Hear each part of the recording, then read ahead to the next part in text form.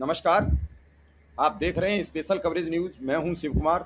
मेरे साथ हैं संजय सर। संजय सर का बहुत बहुत स्वागत, बहुत बहुत अभिनंदन। कल भारत के लिए दिन बड़ा गहमा गहमी भरा रहा और ऐसे में एक खबर बिल्कुल गायब रही। खबर बड़ी महत्वपूर्ण थी और पता नहीं, एक कहावत है संजय सर अपने यहाँ कि जब बुरे दिन आते हैं तो चारों तरफ से आते हैं। बिल्कुल बिल्कुल। और एक कहावत है कि सिर मुड़ाते ही ओले पड़ना। बोले पड़े। आज तक ऐसा नहीं हुआ किसी ने सिर मुड़ाए और ओले पड़ने लगे हों, क्योंकि हमारे यहाँ तो ज्यादातर सिर हम तभी मुड़ाते हैं जब घर में कोई बुरा होता है। मौत बुरा हो जाए, बिल्कुल। तो उस समय ओले नहीं पड़ सकते हैं क्योंकि वो वक्त नहीं तय होता है कि कब होगा। बिल्कुल। लेकिन कहावत तो कहावत है। तो सर ऐसा ही एक वाकया सामने आया कल। सुप्रीम कोर्ट में राम मंदिर चढ़ावा चोरी की सुनवाई। ये सुनवाई पहले जून महीने में गई तो उन्होंने कहा जज साहब ने कि ये इतनी महत्वपूर्ण सुनवाई नहीं है जिसे सुना जाए, आप 13 जुलाई को आना। 13 जुलाई को भी बहुत कुछ दिशा निर्देश नहीं हुए। सरकार को नोटिस किया और कहा कि आप नोटिस लेकर आइए, पेपर लेकर आइए, एसआईटी की अब तक की कार्यप्रणाली लेके आइए और ये बताइए कि जो एसआईटी नियुक्त की है उनके काम क्या क्या है अधिकारियों के और उन्हें ही क्यों बनाया गया। लेकिन आज कल जब भीड़ उमड़ी तो सर्वोच्च अदालत का भी रुख बदल गया। वो कह रही है कि इस एसआईटी से हमारा कोई नई एसआईटी गठित करो और जिस पर्पज से इस मामले को घुमाना चाह रहे थे वो तो आपसे समझेंगे। बिल्कुल। लेकिन मोदी शाह के अच्छे दिन आते अब दिख नहीं रहे। अभी तक तो जनता के नहीं आए थे, उन्होंने कहा था अच्छे दिन लाएंगे। बिल्कुल। तो जिराफ की तरह गर्दन लंबी कर करके भी हमने देखा कहीं अच्छे दिन नहीं दिखे।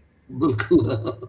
लेकिन जिस हिसाब से जनता के बुरे दिन आए हैं उस हिसाब से 24 के लोकसभा चुनाव के बाद बुरे दिन इनके भी आ गए हैं, भले ये अभिजीत अश्वमेघी जीत करते जा रहे हो। और सर बता दें कि जो कल भीड़ ने किया है और मोदी जी संसद से भागे हैं तो नींद तो रात भर ज्ञानेश कुमार को भी नहीं आएगी कि इनमें से जो हमने 2.5-3 करोड़ वोट उत्तर प्रदेश में काटे हैं और उनमें से 20 लाख लोग हमसे नमस्ते करने घर चले आए तो हम तो नमस्ते ही नहीं ले पाएंगे। बाकी वो कुछ न कहें, वो दुआ प्रदान करने चले आए, बस कुछ मत कहें कि क्यों जा रहे हो, कि मैं ज्ञानेश कुमार से नमस्ते करने जा रहा हूं, हमारे वोट काट दिए।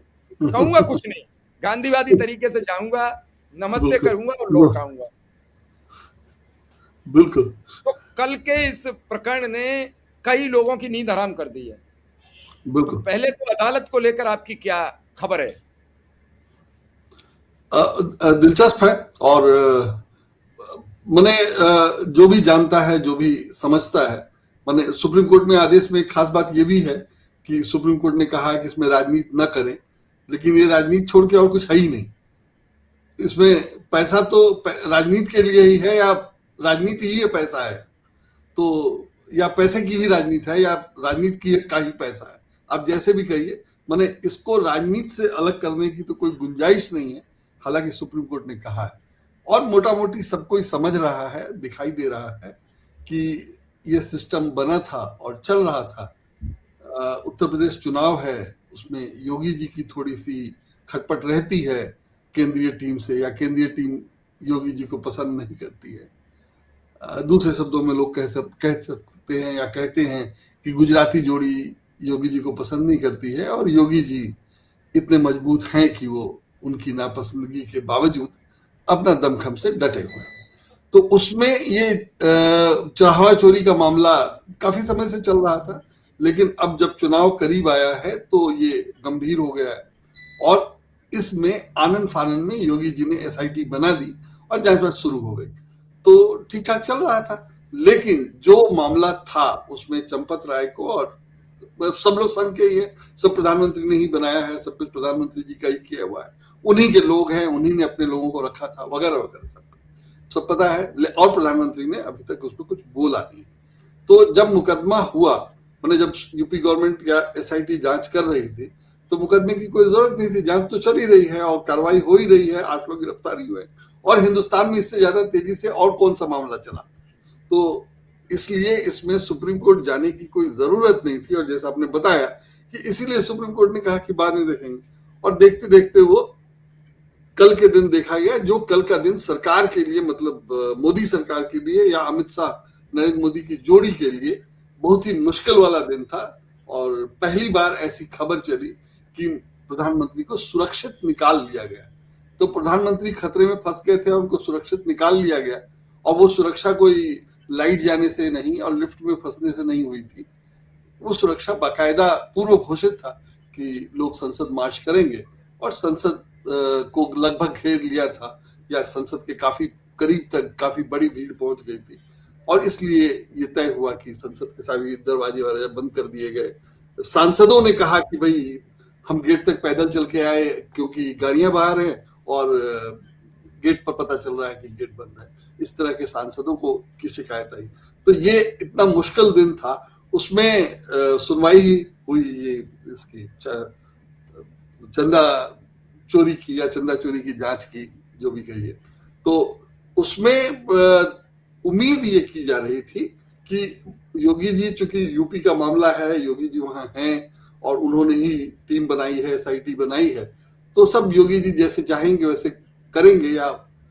या अगर स्वतंत्रता दे दी गई जांच करने वालों को, तो असली चोर पकड़ लिए जाएंगे, और असली चोर को बचाना है।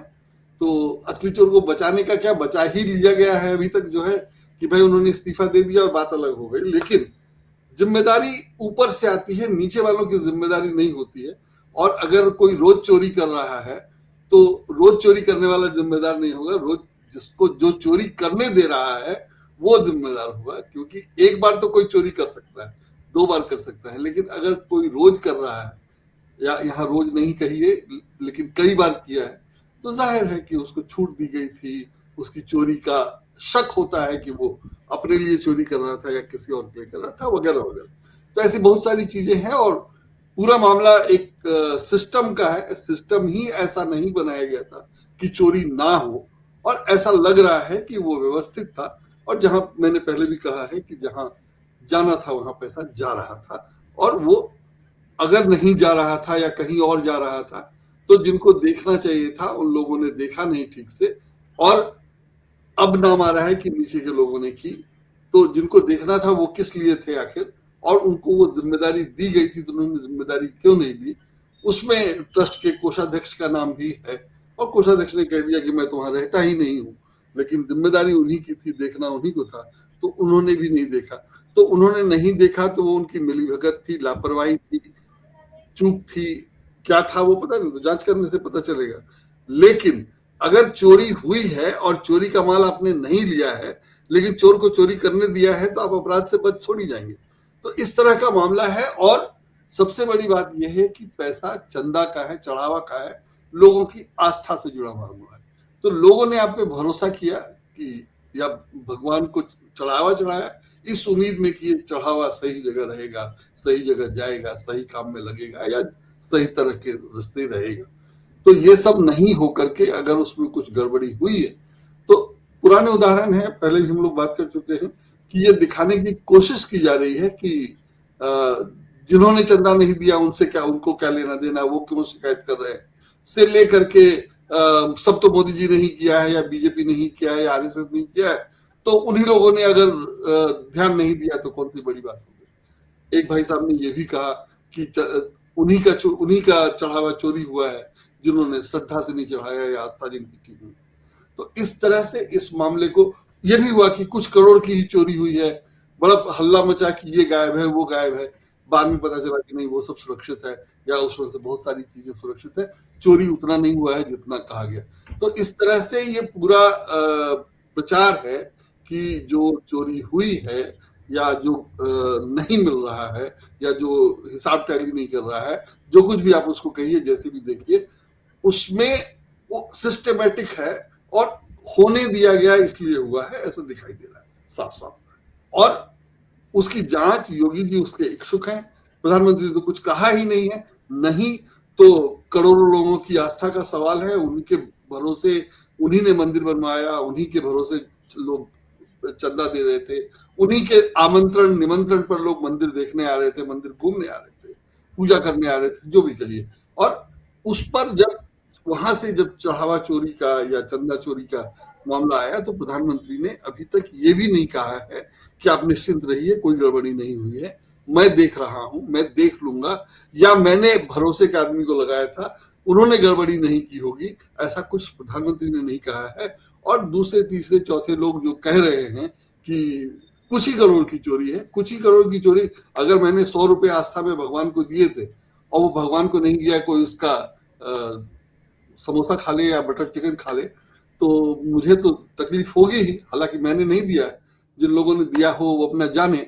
लेकिन मामला जब कोर्ट में है, जब पुलिस की जांच में है, तो वो तो आम अपराध की तरह ही जांच किया जाना चाहिए।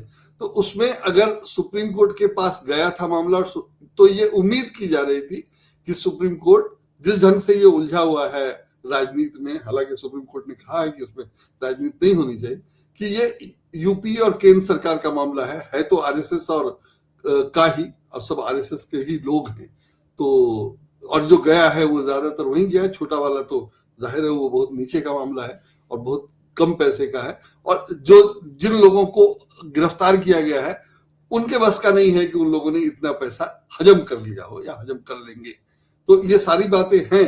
तो उसमें जो सुप्रीम कोर्ट में जो कल जो खास बातें हुई वो भी गौरतलब है कि उम्मीद की जा रही थी कि सुप्रीम कोर्ट सीबीआई को जांच दे देगा तो वो केंद्र सरकार के नियंत्रण में आ जाएगा और योगी जी के हाथ में नहीं रहेगा। लेकिन इसके लिए उत्तर प्रदेश सरकार की तरफ से जो वकील थे वो सॉलिसिटर जनरल तुषार मेहता ही थे। अब ठीक है, वो तकनीकी मामला है, वो तो सॉलिसिटर जनरल यूपी गवर्नमेंट की तरफ से हो ही सकते हैं, लेकिन जो राजनीतिक स्थिति है उसमें वो अगर यूपी की तरफ से थे तो जाहिर है उनकी मांग, उनका प्रतिवेदन, उनका जवाब उसी तरह से होगा। तो उसमें दिलचस्प ये रहा कि सुप्रीम कोर्ट ने ये सवाल किया कि जांच कैसी चल रही है वगैरह वगैरह, और उत्तर प्रदेश सरकार ने एसआईटी बनाई थी।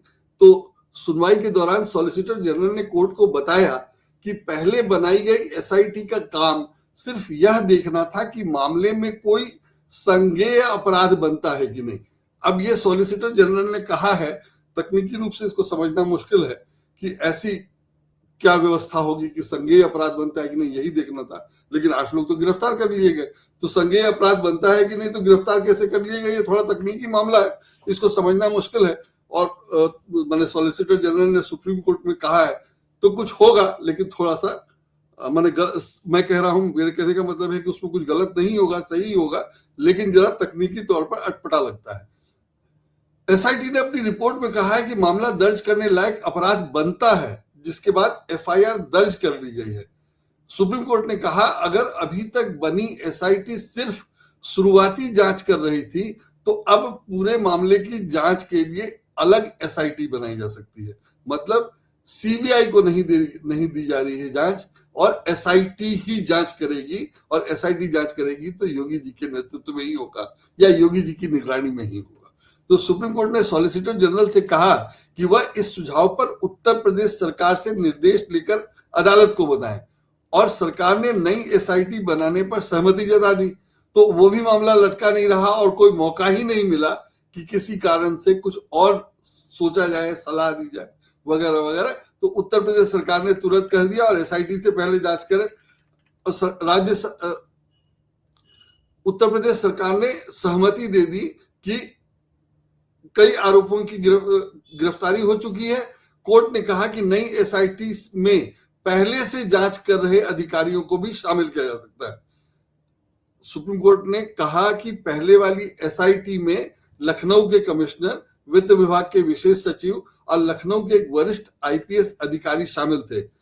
अब सुप्रीम कोर्ट ने सुझाव दिया है कि अब उसी वरिष्ठ आईपीएस अधिकारी की अगुवाई में नई एसआईटी बनाकर पूरे मामले की जांच कराई जाए। सोमवार शाम सीएम योगी ने नई एसआईटी बनाने की मंजूरी दे दी और नई एसआईटी में लखनऊ के मंडलायुक्त विजय विश्वास पंत और विशेष सचिव नील रतन कुमार नहीं होंगे। उनकी जगह एक डीआईजी और एक एसएसपी स्तर के आईपीएस अधिकारी को शामिल किया जाएगा। एसआईटी पहले से दर्ज एफआईआर पर मामले की जांच करेगी। 30 जुलाई तक एसआईटी अपनी रिपोर्ट देगी। दिलचस्पी आगे है उसमें। सुनवाई के दौरान उत्तर प्रदेश सरकार की ओर से पेश सॉलिसिटर जनरल तुषार मेहता ने बताया कि वरिष्ठ आईएएस अधिकारी के नेतृत्व में जांच कराई गई है, उसकी स्टेटस रिपोर्ट अदालत में दाखिल कर दी गई है। एसआईटी की जांच के आधार पर पुलिस ने एफआईआर दर्ज की है और अब तक 8 आरोपियों को गिरफ्तार किया जा चुका है। उसमें यह है कि इससे पूछताछ नहीं, उनसे पूछताछ नहीं हुई, बड़े लोगों से पूछताछ नहीं हुई, वो सब मामला इसमें नहीं है या खबर में नहीं है अभी। तो हालांकि उन्होंने कहा कि मामले की संवेदनशीलता को देखते हुए खुली अदालत में विशेष जानकारी साझा करना उचित नहीं होगा। तो मतलब अगर आप जानकारी दे ही नहीं रहे तो जाहिर है सुप्रीम कोर्ट का आदेश कैसे आएगा। तो लेकिन उन्होंने कहा कि साझा करना उचित नहीं होगा। क्यों उचित नहीं होगा? जो आज गिरफ्तार हुए हैं उनके बारे में बताना है और उससे अलग कुछ है तो क्या है पता नहीं, और क्यों नहीं उचित है वो पता चलेगा बाद में या नहीं पता चलेगा। जो कुछ भी मामला है तो ये भी दिलचस्प है। मुख्य न्यायाधीश ने याचिकाकर्ता को मामले में राजनीतिकरण न करने की नसीहत दी।